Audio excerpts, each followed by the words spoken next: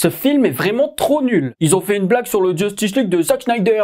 C'est vraiment pas gentil. Salut les cinéphiles de l'extrême et bienvenue pour cette nouvelle critique à l'arrache où je vais vous parler de Barbie. Et j'ai pris des notes dans un cahier rose et j'ai même pas fait exprès. Un film réalisé par Greta Gerwig que vous connaissez peut-être pour Lady Bird en tant que réalisatrice, donc c'est pas une grande fan du patriarcat. L'histoire du film Barbie raconte comment une poupée Barbie de Barbieland débarque dans notre monde de tous les jours et découvre qu'en fait Barbieland, c'est le pays matriarcal des bisounours. C'est un peu comme si t'étais habitué à aller sur Instagram et que du jour au lendemain, tu débarquais sur Twitter. D'ailleurs, il y a une vanne récurrente sur Twitter qui revient dans ce film à propos du parrain, ça m'a bien fait rire. Et donc, elle va découvrir notre monde merveilleux. Mais il n'y a pas qu'elle, il y a aussi Ken. Et si vous ne saviez pas que Ryan Gosling pouvait être drôle, voilà une preuve. Alors, ce film est-il une œuvre féministe ou alors une grosse pub pour Mattel et Barbie pour acheter plein de produits dérivés?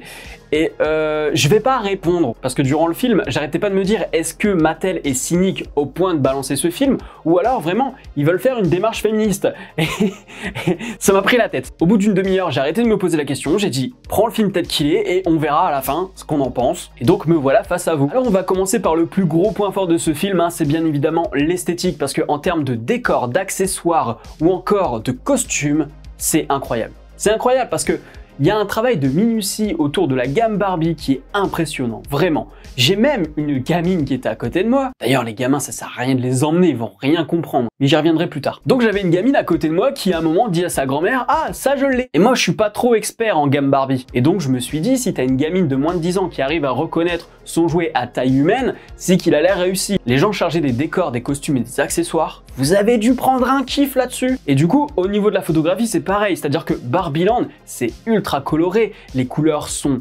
pétantes, voilà. Et quand t'arrives dans le monde réel, bah t'as encore des belles couleurs et tout parce que t'es sur la plage de Los Angeles et tout, mais il y a quand même ce truc de réel. Par contre, là où j'ai un peu bugué, c'est que Mattel fait très cartoon.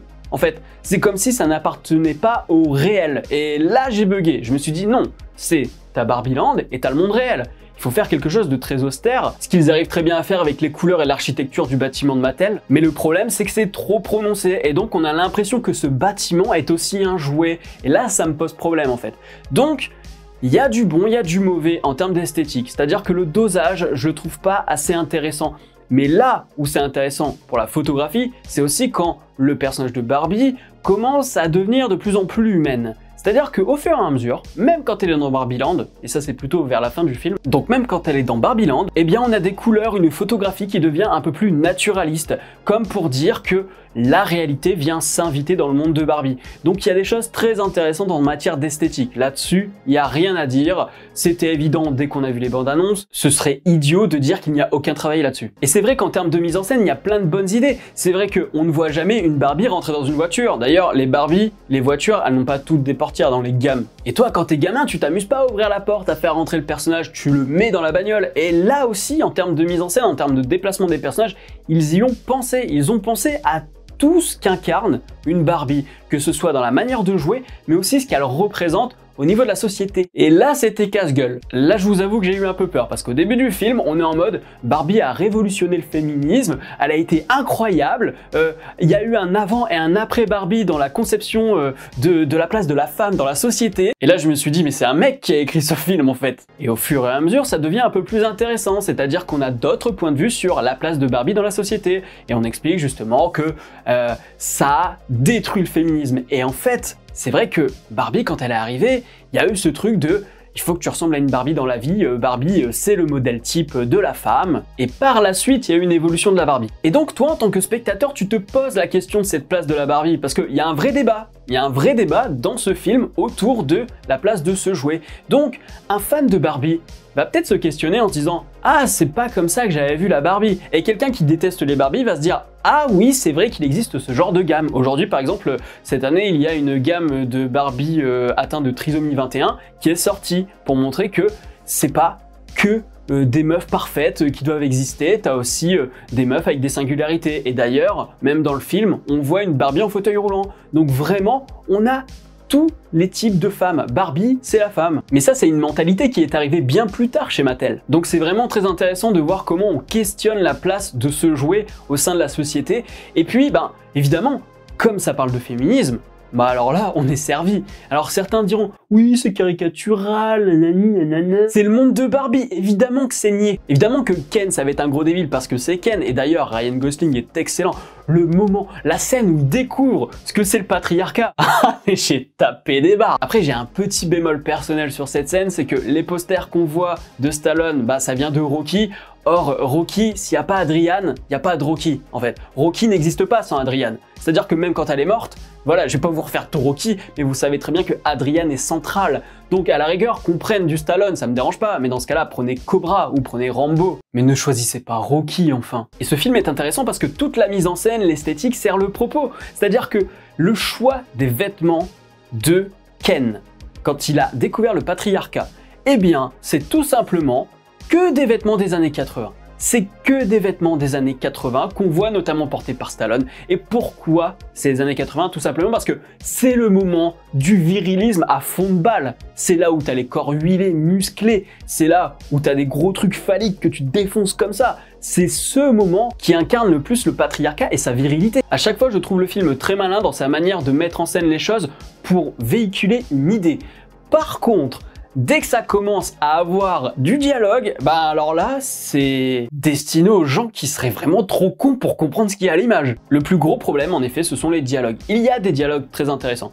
Je dis pas, hein, c'est très important, par exemple, le passage où t'as la mère de famille qui explique que il faut que tu sois belle mais pas trop parce que sinon t'es une allumeuse, il faut que tu soutiennes tes copines mais si tu veux avancer dans la vie, bah il faut pas être solidaire. Donc, je comprends. Mais en fait, je trouve qu'à chaque fois, ça va un peu trop loin. Tu sais, comme si on te disait, les mecs sont trop cons, faut vraiment bien leur expliquer. Et je trouve ça vraiment dommage parce que la mise en scène, l'esthétique, et puis même l'humour est là pour véhiculer ce genre d'idées. T'as pas besoin de paraphraser avec des dialogues qui sont vraiment trop longs. C'est-à-dire que à un moment, le film commence à s'essouffler. Les 20-25 dernières minutes, je me suis dit, voilà, ça parle beaucoup. Et la scène où Barbie a une révélation, elle parle avec une certaine personne qui est très importante dans l'univers de Barbie, et bah c'est blablabla, blablabla. Au début, tu fais, ok, très bien, je vois où tu veux aller, et puis plusieurs fois, il se répète. Mais est-ce que je dois être ça? Oui, il faut que tu sois ça. Mais donc, je dois être ça? Bah oui, il faut que tu sois ça. Ouais, vous tournez en rond, arrêtez, arrêtez. Surtout que juste avant, t'as une scène où Ken, lui, doit aussi se chercher. Donc, t'as deux dialogues d'affilée où c'est « je dois trouver ma place », oui, tu dois trouver ta place, et donc je dois trouver ma place. Bah oui, tu dois trouver ta place. Mais comment je trouve ma place? Bah en trouvant ta place. Oh là là, faut se calmer sur les dialogues. Et certains vous diront que ce film, c'est juste une grosse pub pour Mattel. Alors oui, il y a des accessoires, il y a des jouets. Tu parles de jouets, tu parles de Barbie. Évidemment que tu vas avoir du Barbie. Mais là où je trouve que c'est pas vraiment du merchandising, c'est que finalement, les accessoires qu'on retrouve, c'est toujours à peu près les mêmes. On n'a pas toute la gamme. C'est-à-dire que la grande aventure Lego, on pourrait se dire parfois genre « Ah oui, ils ont mis tel Lego à tel moment pour que tu l'achètes et tout ». Là, je dis pas. Mais dans Barbie, globalement, c'est toujours les mêmes accessoires et on n'en fait pas tout un plat. Sauf pour 2-3 vêtements à une scène seulement. Et encore, c'est pour faire de l'humour. Et c'est en plus des pièces qui sont plutôt rares. Donc toi, en tant que collectionneur de Barbie ou quoi, tu vas faire « Ah oui, ça, ce modèle, je le connais ». Et donc, je pense que les gens qui ont travaillé sur ce film ont voulu montrer que eux aussi avaient fait des recherches. Et je comprends tout à fait, c'est comme si tu avais passé des mois, voire des années à regarder tout le catalogue de Barbie, à le créer et à finalement juste le mettre comme ça et dire voilà, c'est juste un décor. Non, mets un peu en avant ce que tu as fabriqué, et ça c'est intéressant.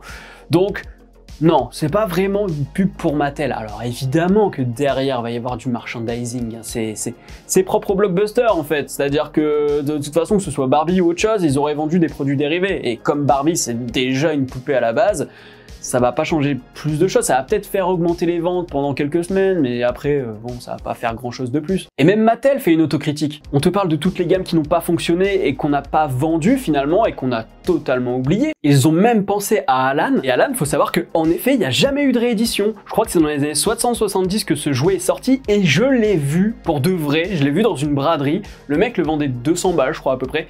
Et c'est les prix. C'est les prix parce que c'est une figurine hyper rare. Et donc du coup, je me suis dit, merde, un truc que je ne connaissais pas avant cette braderie est là devant moi. Et vous allez voir que les gens vont vouloir s'arracher des Alan maintenant. Ils vont vouloir les acheter. Donc oui, ça pousse au consumérisme. Mais c'est pas le film en lui-même qui pousse au consumérisme. C'est parce que l'être humain est fait comme ça. Quand il va avoir Barbie de base, c'est peut-être que déjà de base, il achète des Barbies en fait. ou que les parents achètent des Barbie et qu'ils emmènent leurs gosses voir Barbie. Et donc une question se pose aussi par rapport au consumérisme, par rapport à l'achat de Barbie, c'est est-ce qu'il faut emmener vos gosses voir ce film? Et j'ai envie de vous dire que non. S'ils ont moins de 10 ans, je pense qu'il n'y a pas grand intérêt. À moins que ce soit des gamins qui soient en avance sur leur âge, qui comprennent déjà comment le monde fonctionne, qu'il y a un problème au niveau de l'égalité homme-femme, ce genre de choses. Si là vraiment le gamin il a conscience de tout ça, emmenez-le. S'il n'a pas conscience de tout ça, tout ce que vous allez gagner, c'est acheter une Barbie à la sortie. Ah bah oui, hein, non mais je suis désolé. À la fin de la séance, la gamine qui était à côté de moi, sa grand-mère, elle lui a pas dit « Alors, qu'est-ce que tu penses de féminisme ?» Elle a juste dit « T'as vu, Barbie, elle est jolie. » Et oui, évidemment, qu'est-ce que tu veux dire d'autre?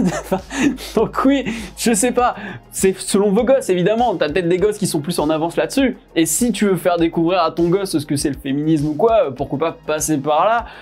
Je suis pas sûr parce qu'il y a quand même pas mal d'informations à assimiler. J'ai pas un avis tranché là-dessus, donc dites-le moi en commentaire. Donc pour résumer, c'est une super idée avec quelques longueurs, surtout au niveau des dialogues. L'humour est génial, mais en fait un peu trop. L'esthétique aussi en fait un peu trop. Je vous parlais de Mattel où c'était un peu trop cartoon dans le monde réel. Et même les personnages sont cartoon parce qu'ils sont complètement débiles. Ils sont aussi débiles que Ken. Ce que je trouve un peu trop forcé, tout comme je trouve trop forcé que les seuls mecs qui viennent interpeller Barbie dans le monde réel sont des mecs qui veulent la ken sans son consentement. Donc on pourrait peut-être lui reprocher un côté manichéen, mais d'un autre côté, est-ce que c'est pas le principe de se mettre à la place de la femme et donc de toujours ressentir ce regard pesant des hommes sur toi parce que t'es habillé de manière un peu sexy ou juste parce que t'es une femme? Une fois de temps en temps, la caricature ça fait pas de mal, surtout que c'est un film humoristique. Si j'ai une note à lui donner sur Captain Watch, ce sera j'aime beaucoup. J'aime beaucoup parce que il est pas parfait, voilà, mais alors ça fait plaisir. Ça fait plaisir parce que j'avais vraiment peur que Mattel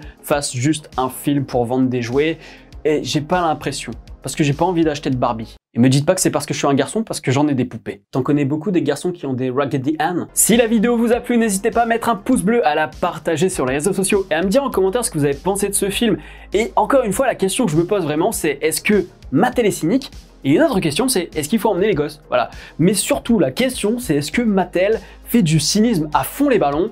Mais en même temps, je me dis, vu la réalisatrice qui a été choisie, vu la réalisatrice qui est derrière ce film, je me dis qu'elle y serait pas allée si derrière les mecs de Mattel étaient d'un cynisme exacerbé. Abonnez-vous à la chaîne si ce n'est pas encore fait et n'oubliez pas d'actionner la cloche pour être alerté des prochaines vidéos. Quant à moi, je vous dis à la prochaine sur la toile. Salut!